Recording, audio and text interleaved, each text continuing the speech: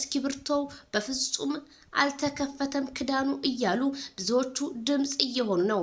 ዜድዬ ስሚማ ሩታ ስትፈርም የእስክሪብቶውን ክዳን አልተከፈተም ነበረ።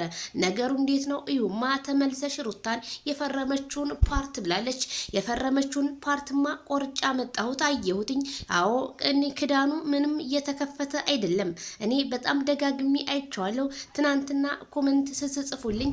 ምክንያቱም እንዴት አድርጌ ይሄን ነገር ብዬ ግን ዛሬ ምንጥር ብጥር አድርጌ ሳየው ምንም ውሸት ነው ማለት ነው። ስለዚህ ቤቱን እየዋሹብን ነው ወይስ ምንድን ነው? እኛ ቢዋሹም ለራሳቸው ነው፣ እውነትም ቢያወሩ ለራሳቸው ነው። እኛን ምንም የሚጎዳን ነገር የለም ማለት ነው። ሲጀመር እስከ 8 ሚሊዮን የፈጀው ቤት እንደው ካልዳነ ይሙት። አረ ስንት ጉድ! እኛማ ስንት ያዘልነው ጉድ አለ ማለት ነው። ታዲያ ሆድና ጀርባ ወደ ኋላ ነው ሲባል እሰማለሁ። የቤቱ አስፈራሚ ሰውዬ የተባለው ሰውዬ ድሮም ሆዱን አንገፍጦ ሲመጣ እኔ ምንም አላመንኩትም ማለት ነው። ሩታዬ ስትፈርም እንደው ቁጭ አድርጋ ከመፈረም ከፍ እጇ ላይ አድርጋ ብትፈርመው የብሱኑ ሪል ሆኖ ሁሉንም ነገር እናየው ነበረ ማለት ነው። ታዲያ እኔ በጣም የገረመኝ እንዴት በዚህ ልክ ሊዋሹን ይችላሉ? ሩታስ እንዴት ልትዋሽን ትችላለች?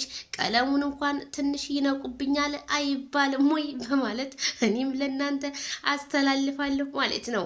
ታዲያ ዛሬ ሶሻል ሚዲያና ቲክታኩ ሀዘን በሀዘን በጣም የሚያስደነግጥ ነገር ምን እንደተፈጠረ ባላቅም ማን እንደሞተ ባላቅም ሚዲያው በጣም ጭር ብሎ ዩቲዩበሮች የሚሰሩት ነገር አጥተው ወር እያሉ የተለያዩ ፎቶሾፖችን እያቀነባበሩ እየፖሰቱ ነገሮችን እያጭበረበሩ ይገኛሉ ማለት ነው።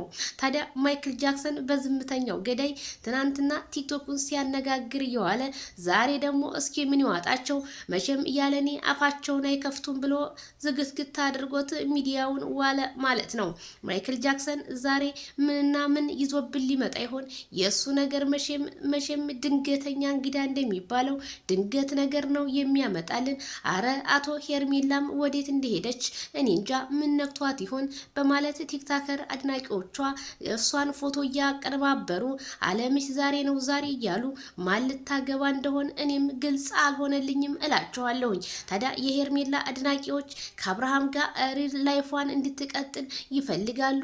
እኔ ግን ሄርሜላ እንድታስባት ፈታ ያለች ልጅና እንደውም አብርሃምን ለትዳር ሳይሆን ለውሎ የምትፈልገው ይመስለኛል። ምክንያቱም አብርሃም የልጅ አባት ይሆን እንዲሁም የሶሻል ሚዲያ ታዋቂ ፌመስቱ እሱ ጋር አብራ ለመስራትና ለመታወቅ ቢሆን እንጂ ይሄንን ያህል ራሷን እርክስ እያደረገች የምትመጣው ለማግኘት ሲሆን እንጂ እንደዚህ አይመስለኝም። ምክንያቱም የሄርሜላ ባልም አላት ሲባል ሰምተናል፣ ግን ባሏ የወደቀ እንደሆነ አሳይተውናል። ምክንያቱም እስከ ባቦ ጋያ ደብረ ዘይት ድረስ እስከምትንሸራሸር ዋና እስከምትዋኝ ድረስ ራቁቷን ስትሄድ ምንም ያላላት ነው። ታዲያ ይሄ አህያ ነው ወይስ ሰው ነው ብዬ ተመኘው። ነገሩን እኔ ሄርሜላ አልፈርድም። ምክንያቱም እዛ ሰፈር በሚከታተላት ሰውና እሷን ማስቆም ባልቻሉ ሰዎች ነው እያዘንኩት እላችኋለሁ። ስለዚህ ስለ ቤቱ ጉዳይ አሁንም ብዙ ሰው እየጠየቀኝ ነው። እኔ እንደማየው እስክሪብቶ ቀለሙ ምንም አልተከፈተም እንደተዘጋ ነው። እኔ የእናንተ አስተያየት ደግሞ እንዴት እንደሆነ ባላቅም እንዴት በአንድ አመት ይሄንን ያህል ሊደረግ ይችላል በማለት የብዙዎቹ ጥያቄ ቢሆንም ግን ማይክል ጃክሰን ቤቱን አስረክቧል።